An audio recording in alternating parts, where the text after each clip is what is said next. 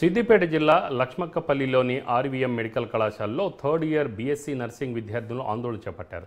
తమను కళాశాల అధ్యాపకులు దుర్భాషలాడుతూ మానసికంగా ఇబ్బందులకు గురి చేస్తున్నారని ఆవేదన వ్యక్తం చేశారు. కన్నీళ్లు పెట్టుకున్న తమను కనికరించలేదని విద్యార్థులు వాపోయారు. తరగతులను బహిష్కరించిన విద్యార్థులు కళాశాల ఎదుట బైఠాయించి తమకు న్యాయం కావాలని నినాదాలు చేస్తున్నారు. దీంతో కళాశాలలో ఉద్రిక్త వాతావరణం నెలకొంది.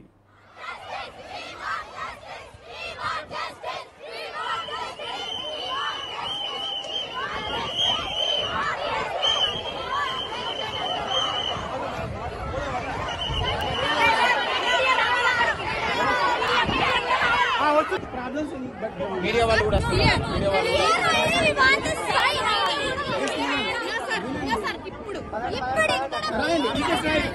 ఒకటి